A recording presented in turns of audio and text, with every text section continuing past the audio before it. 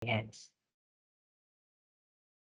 Environmental science, it is an interdisciplinary academic field that integrates physical, biological, and information sciences, including ecology, biology, physics, chemistry, plant science, zoology, mineralogy, oceanography, limnology, soil science, geology, and physical geography, and atmospheric science, the study of the environment and the solution of the environmental problems. So it means sa environmental science, so maraming mga field na and mga subjects na pinag-aaralan dito.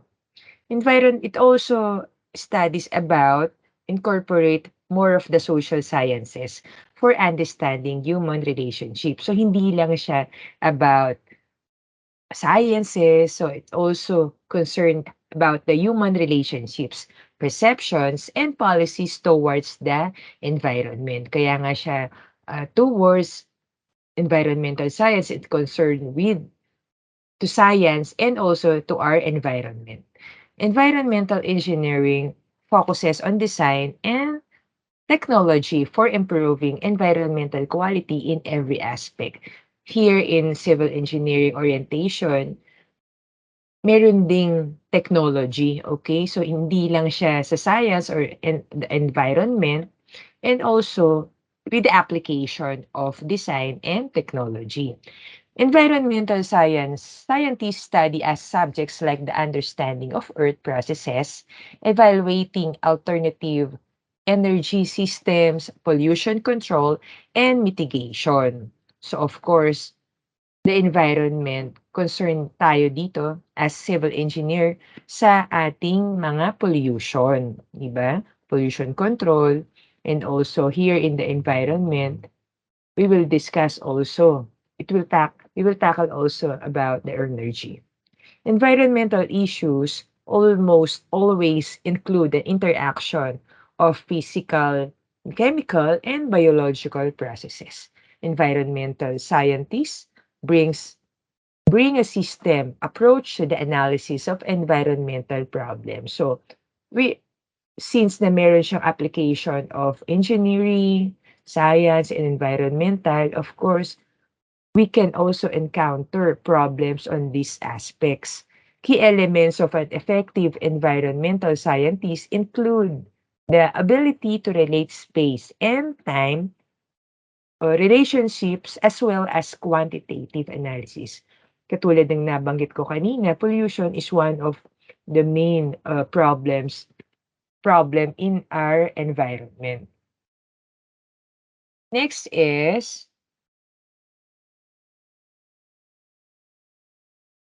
ecology. I will add some on the environmental science. Here, it can alive as substantive active field of scientific investigation in the 1960s and 1970s, driven by and the need of multidisciplinary approach to analyze complex environmental problems. So katulad ng nabanggit ko kanina, 'di ba ang daming mga subjects, 'di ba maraming mga disciplines na nabanggit ako kanina na concerned din sila sa ating environmental problems. The second one is the arrival of substantive environmental laws requiring specific environmental protocols of investigation. Of course, meron tayo mga Clean Air Act and other environmental law. And the third one, letter C, the growing public awareness of a need for action in addressing environmental problems. Yeah, so dapat, siyempre, we will inform the public.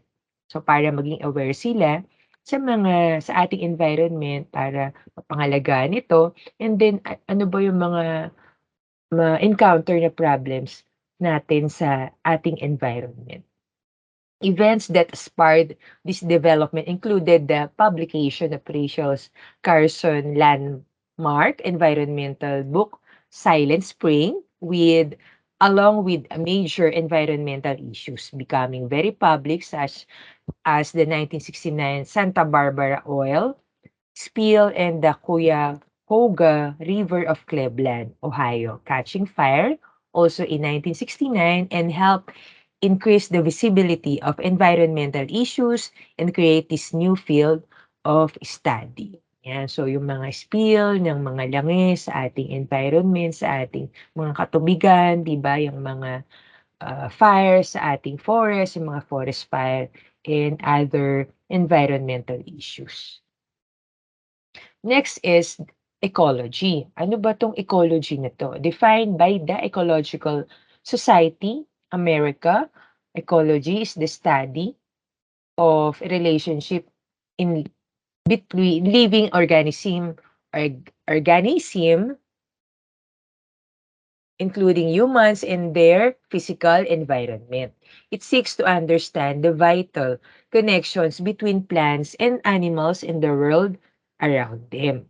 Okay, so sino ba 'tong mga ecologists na 'to? Ano ba yung mga pinag-aaralan nila, 'di ba? Saan ba ang mga interest nila? Dito ini-investigate ng mga ecologists yung relationship between population of organisms and some physical characteristics of their environment. So maraming mga organism sa ating paligid, 'di ba? And also ano ba yung mga characteristic ng mga 'to, such as the concentration of a chemical, and they might investigate interaction between two populations of different organism, those some symbiotic or competitive relationship. Ano ba ibang halimbawa nitong mga nabanggit ko sa ecology?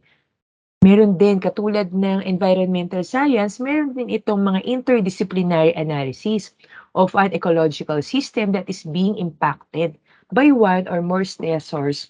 Stressors may include several related environmental science fields.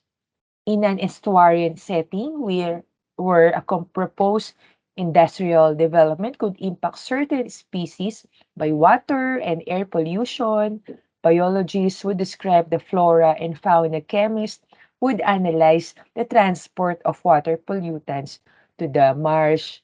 And also, di ba, kaya nga siguro yung mga hindi na halos balance ang ating ecological system, kaya meron talagang mga nag-e-exist na mga sakit, 'di ba? So instead na dun sila sa mga plants, 'di ba, sa animals, nag-i-stay itong mga organism na 'to, napupunta na rin sa tao dahil sa cause ng mga pollution. Physicists would calculate air pollution and emissions, and geologists would assist in understanding the marsh, soil, and bay mud. So, interdisciplinary, no? So, hindi lang civil engineering ang nag-aaral dito, kundi mga scientists, di ba, mga physicists, and other interdisciplinary. Next is geosciences. Include environmental geology, environmental soil science, volcanic phenomena, and evolution of the earth crust. In some classification system, this can also include hydrology. Yan. So meron kayong magiging subject na hydrology. So dito naman ay tungkol sa mga katubigan, including oceanography. Yan. So yung mga fresh and marine water, mga salt water. As an example of study of soil erosion, calculation would be made of surface runoff by soil scientists. So, scientists, so after the precipitation, after ng ulan, di ba, saan ba dadaloy ang mga tubig nito? Ito yung sinasabi nating runoff. So, pumupunta ito sa mga agricultural, or pwedeng kung wala sa mga bodies of water, o kaya kung wala ng pagpupuntahan, yung mga natural runoff na to, ay pinagtayuan na ng mga commercial, residential, and industrial. So magiging flood na rin tong mga runoff na to. Fluvial geomorphologist would assist in examining sediment transport in overland flow. So later, di ba, paano bang natatransport or paano dumadaloy itong mga fluvial, 'di ba, yung mga fluvial na 'to sa ating mga lupa. Physicists would contribute by assessing the changes in light transmission in the receiving water. So, of course, 'di ba, 'pag nagta-transport sila by water, so meron ding mga nasasama na mga buhangin, mga lupa, and debris. Biologists would analyzed subsequent impacts on aquatic flora and fauna from increases in water turbidity. So nakakaapekto din to sa ating water pollution. Okay, so here naman ay ang ating civil engineering, itong profession natin. Civil engineering is a professional discipline that deals with the design, construction, and maintenance of the physical and naturally built environment. So, as civil engineer, ito yung mga ma-encounter nyo, ito yung mga trabaho nating mga civil engineer, mga structural design, di ba? Yung mga quantity surveying, pag-e-estimate, di ba? The construction, the actual construction. And so after na i-construct na yon, meron din tayong maintenance of the structure and also the same time maintenance of the environment itself. Ano ba yung pinagtatayuan? Saan ba itinayo yung ating mga structures na to, vertical or horizontal, including public works such as roads, bridges, so ito yung mga railways, yan, ito yung mga horizontal structures. Sa mga tubig naman natin, ayan, canals, dam, sewerage system, pipeline sa mga tubig na to, airports. It's also include as our sa horizontal, and then the structural components of building. Ito naman yung mga vertical structures. Okay, so next is environmental engineering is the contemporary term for sanitary engineering. Ayan, so pwede rin tayong, 'di ba, as civil engineer ay pwede tayong mag-take ng board exam ng master plumber or additional course, pwede rin tayo mag-take ng sanitary engineering. Though sanitary engineering traditionally had not included much of the hazardous waste management and environmental remediation work covered by environmental engineering. Yan. So dito no sa environment, we will also focus on the hazard waste management or hazard waste from the pollution. Public health engineering and environmental health engineering are other terms being used. As civil engineer, we are the problem solver. We will design. So, hindi lang tayo nagpo-plan, design, di ba? Nag-estimate, specification, standard, and also sinusolve natin yung mga problems na tulad dito sa ating environment, di ba? Sa ating ecological system, yan, sa ating nature. Yan. So, dapat hindi lang para construct tayo or maka-design tayo ng mga vertical and horizontal structure na nabanggit ko kanina, dapat hindi rin, 'di ba, naapektuhan o nasisira ang ating environment.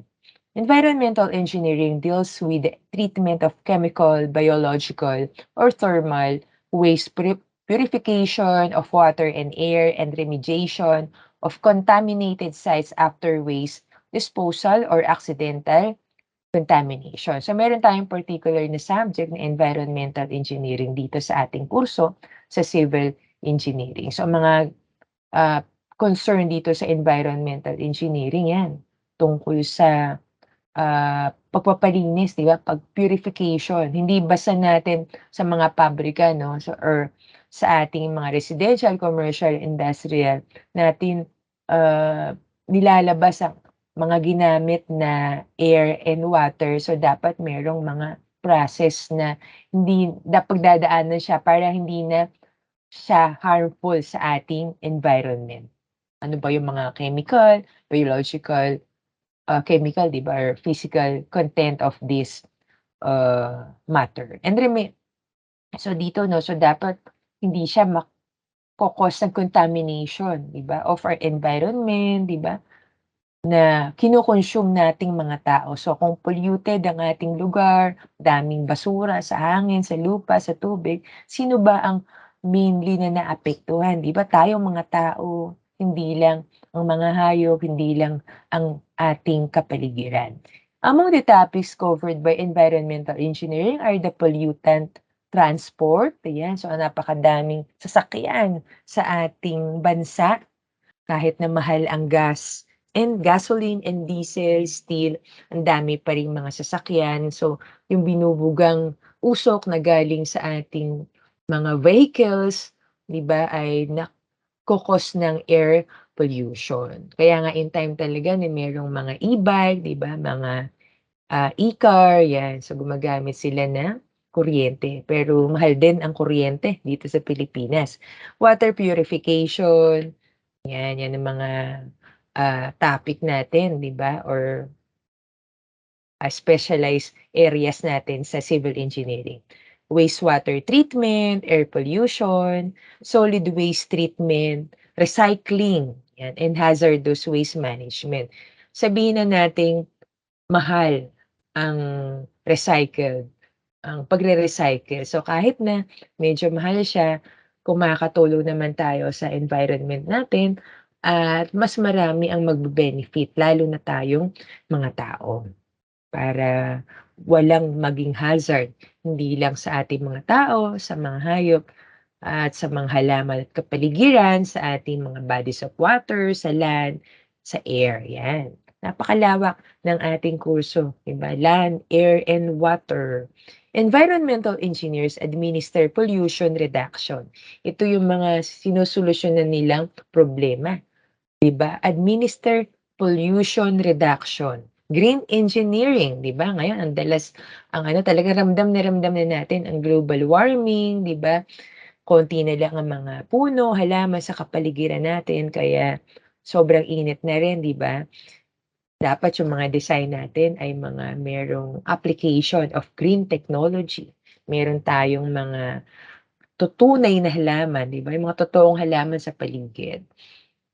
And industrial ecology, yan. Environmental engineers are compile information on the environmental consequences of proposed action. So sa the future, sa research nyo, di ba, sa thesis nyo, or either in environmental engineering, you can focus on these mga topics, di ba, and mga interdisciplinary. Okay?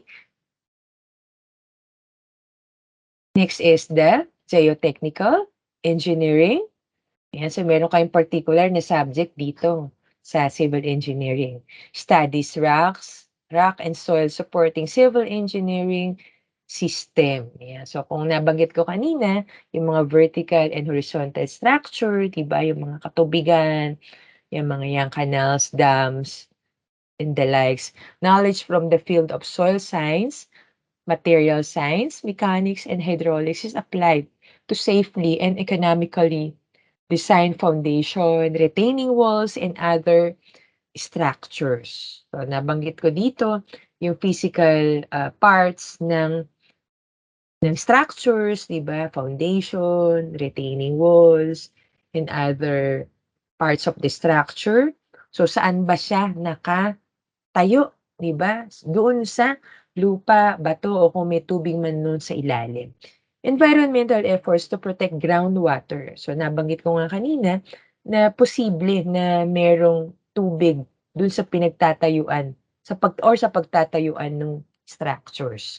So kailangan nating protektahan ang ating groundwater and safely maintain landfills have spawned a new area of research called geoenvironmental engineering. So before tayo makapag-design, kailangan natin, 'di ba, mag-consult sa geotechnical engineering based dun sa, result sa sample na kinuha natin dun sa site.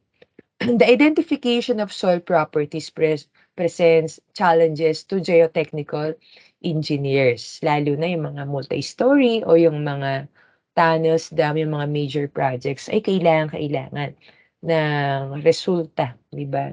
Geotechnical results.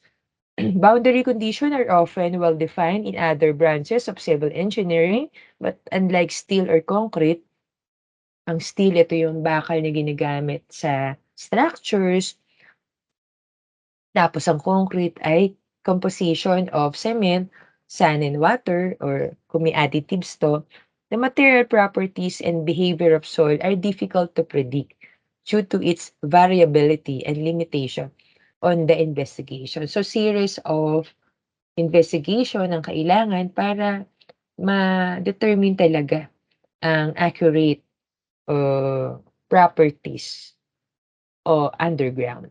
Furthermore, soil exhibit non-linear strength-dependent strength, ayan, stiffness and the latency or volume change associated with the application of shear stress. So ituturo sa inyo 'to, yung mga strength of materials, yung mga stiffness na 'yan, yung mga rigidity na 'yan sa design computation. Making studying soil mechanics, 'yan pag-aaralan niyo rin ang tungkol sa lupa, all the more difficult. So, sana hindi maging hadlang yung mga nababanggit ko na mga, subjects, 'di ba, yung mga topics na ma-encounter niyo dito sa civil engineering.